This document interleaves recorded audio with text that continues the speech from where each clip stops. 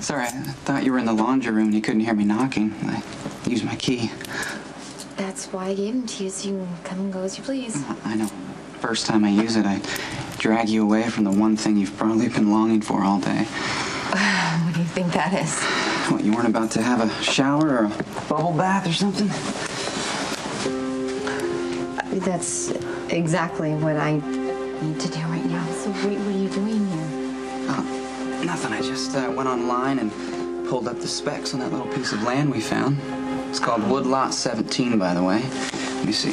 How did they word it here? It's 3 unspoiled acres and a babbling brook.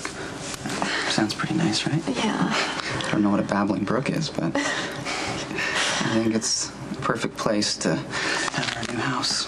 So, here's the deal. I figure that we can manage an offer on the land if we sell this place, but that's all we're gonna have is land. Not enough for a house? Not even close. And it's not just the structure. I mean, we need an access road, electricity. We have to drill a well and put in a septic. We're talking a lot of cash. Lots. Wow, that's a really nice dream. What are you talking about? We're not gonna give up that easy. We can still swing it.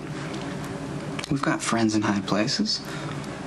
Might have to swallow our pride a little, but listen, I was thinking, I know it's a little awkward, but I'm not above asking Nicholas for a loan. No, absolutely not. Still no follow-up from whoever left the picture? Nothing. Nothing. All right, how are you coming along? Oh, I've hit a dead end. I mean, while the camera used to take the photo is rare and pricey, yes, there are a lot of rich people in the world. So there are thousands, literally thousands of this model circulating worldwide. It doesn't make any sense. I mean, what could be behind this if not ransom? What are we missing? With all due respect to the anxious-making effect of the photo, McCall and Jekyll have been retained to provide security for the Franco exhibit. And Maximus is depending on me, and I have no intention of letting her down. Are we all set? The flowers are late, but they're on their way. That doesn't make me happy, Maxie. I told them you wouldn't be happy, and if they weren't here in an hour, they would lose our business. And where's the gallery director? Running some last-minute errands. But here is the program catalog. Have you seen the installation? I thought we could walk through it together. 5 years ago, this Franco was an anonymous wall tagger in New York City, and now he's a world-famous photographer and artist. Pretty amazing, isn't it? How a script can flip. Yeah, I heard he was some sort of recluse in Paris or something for the last couple of years. Very fan of the opera. You think he's facially challenged or something? I don't know. No one's ever seen him. What I do know is that it's a coup for Crimson. At least it will be when you get him to agree to do the shoot. What makes you think that he's gonna listen to me? You're such a big name. Look, he hasn't been to the States in 5 years. Getting him here this far was exhausting. And as far as that big name goes, he was monumentally unimpressed. I couldn't even get him on the phone, only his agent. However, a perky, fashionable blonde might be able to convince the elusive artiste to sit up and pay personal attention. I don't know if I'm supposed to be flattered or insulted. Maxie, you should consider it a vote of my confidence in your abilities of persuasion. You know that you can talk your way out of or into anything. So call on those talents and convince Franco that he cannot wait to do the shoot. Now, we have discussed how this is good for Crimson and how good it is for your career. Man, I must be the biggest chump in town. A cop right under my nose the whole time.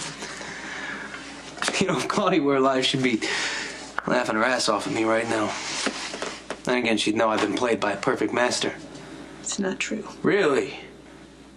Okay, then maybe I missed something. Have you or have you not been lying about your son from the moment we met? What else was I supposed to do? How about tell me the truth? It wasn't an option. Can I take you back a little bit? Maybe if you see the whole thing in context, maybe you could understand. All right. I'm on the edge of my seat. No, I can hear you fine from right over there. Okay. When you and I started seeing each other, as far as I knew, Dante was in Brooklyn doing his whole cop thing. So imagine my surprise when he shows up at my doorstep, already on the case, firmly ensconced, with no intention of going home. Well, why would he go home? He'd already climbed his way through the Zakar ranks into a cushy job with Sonny. And wait a minute, you knew his agenda? I did. Then how could you not tell me? Huh? Once he found his way into the Corinthos ranks, he was a direct threat to me every day. I couldn't tell you. If I told you, it would have put my kid's life at risk. And I didn't want to lose you. I just kept thinking that maybe somehow that I could figure out a way to keep everybody safe. I know that sounds crazy, arrogant, but that's what I thought. And I kept begging him the whole time, please, to go back to Bensonhurst, but he wouldn't do it. I even threatened to blow his cover a couple of times, but he wouldn't do it. My son was determined to be the cop that finally brings Sonny down.